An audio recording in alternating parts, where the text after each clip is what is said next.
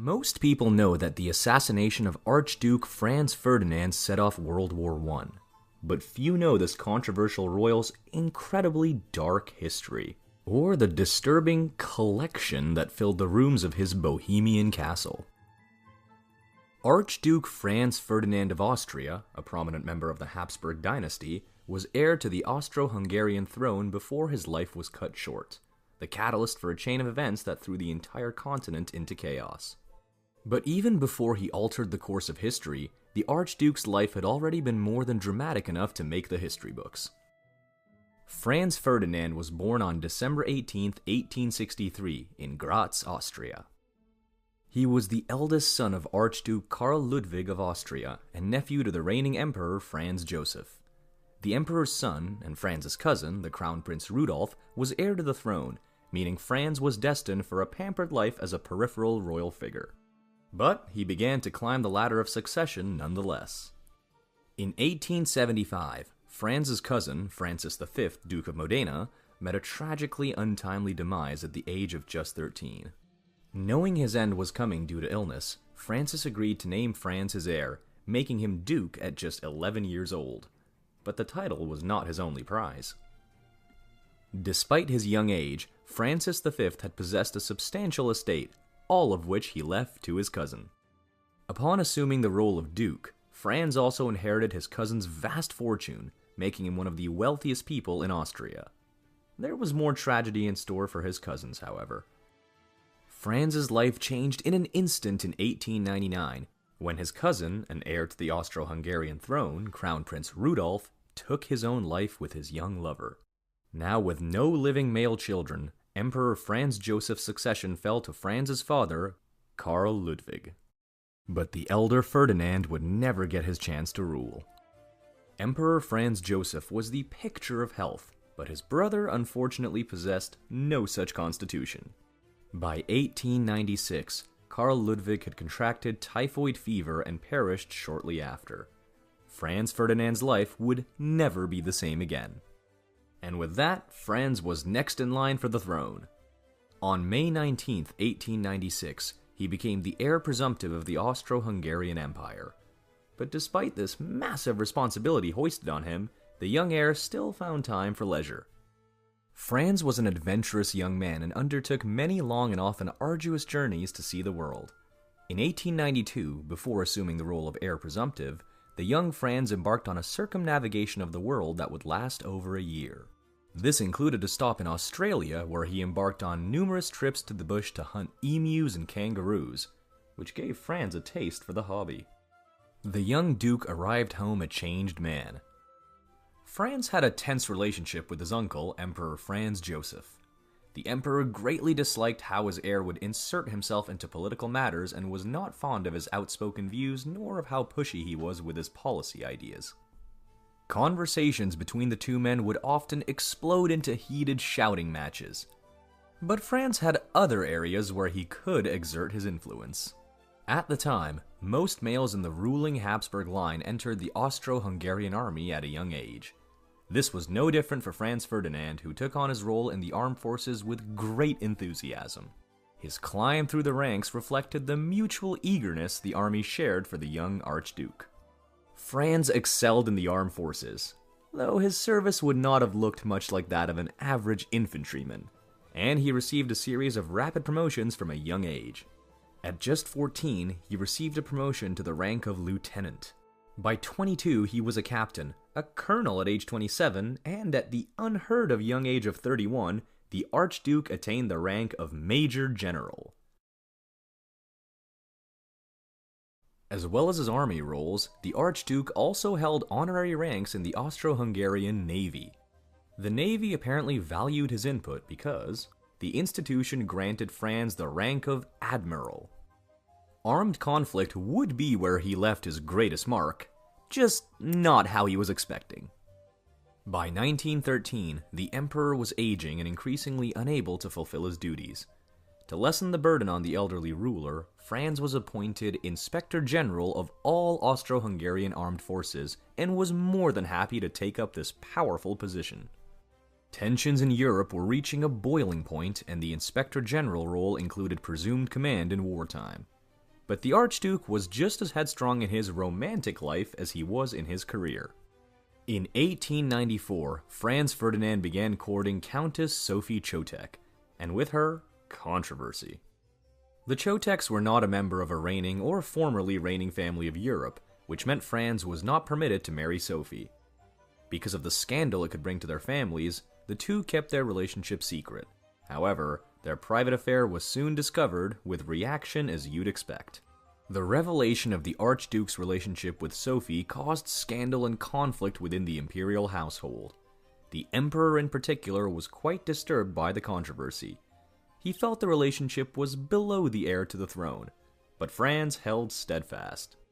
By the time their relationship emerged publicly, Franz was already deeply in love with Sophie.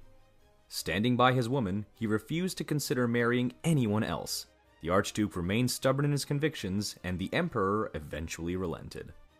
After much argument, Franz finally wore the Emperor down, and in 1899, the reigning monarch agreed to allow the Archduke to marry Sophie the following year. However, the marriage in 1900 would be a morganatic one, meaning that several restrictions were placed on Sophie's position. This did not bode well for Franz's descendants. Chief among the stipulations of the morganatic marriage was the issue of succession. Sophie and Franz both had to agree that, because Sophie was not of noble enough blood, the couple would have to denounce any of their descendants' right of succession, meaning their future children would never be emperors like their father. Yet this was just the beginning of Sophie's humiliation. As part of the agreement, the Archduke's new wife would see her position severely curbed. Sophie could not share her husband's precedence, privileges, rank, or title. Furthermore, they forbade her from appearing publicly beside him and banned her from sitting in the royal carriage or theater box. After agreeing to all this, the pair wed, but the family still had to add further insult to injury. Archduke Franz Ferdinand and Sophie Chotek married on July 1st, 1900 in the Bohemia region of what is now Czechia. However, it was a sparsely attended ceremony. The Emperor refused to show up to the scandalous union, and none of Franz's brothers, nor any other Archduke for that matter, were in attendance. Sophie's future had its ups and downs from there. Sophie and Franz had 4 children in total, though only 3 survived. The Archduke loved his family deeply, describing his children as his whole pride and joy. He also felt his wife was his everything, and the two rarely left each other's side. In autumn 1913, the Archduke and his wife embarked on a trip to England. There they spent a week at Windsor Castle with King George V and Queen Mary, before heading to the countryside to spend another week with the Duke of Portland at Welbeck Abbey. It would be a dramatic excursion. While in the English countryside, the Archduke could not pass up the opportunity to go hunting. But while game hunting on the Welbeck estate with the Duke, one of the loaders holding a rifle collapsed, causing the firearm to discharge. The stray shot narrowly missed the Archduke's head. The Duke of Portland would later wonder if World War I would not have happened if the Archduke had perished that day. But fate had much bigger plans for Franz Ferdinand. On June 28, 1914, the Archduke and his wife visited Sarajevo, the capital of Bosnia. Early that morning, a member of Young Bosnia, a group of separatists seeking to end Austro-Hungarian rule in the country, threw a grenade at the Archduke's motorcade in an attempt on his life. The grenade, however, detonated behind the imperial couple, injuring the occupants of the following car. The royals scrambled for shelter. The Archduke and his wife escaped to the Bosnian governor's residence, where Franz darkly jested, "So you welcome your guests with bombs?"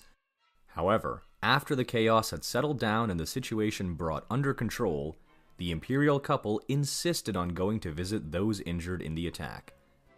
Their kind gesture would be their undoing. The motorcade set off from the governor's residence, but no one had informed the drivers of the change of plans to visit the hospital. Upon discovering the change in itinerary, they had to turn around. Backing onto a side street, the line of cars stalled right across the road from where 19-year-old Young Bosnia member Gavrilo Princip was sitting. The young man couldn't believe his eyes, and he was not going to miss this opportunity.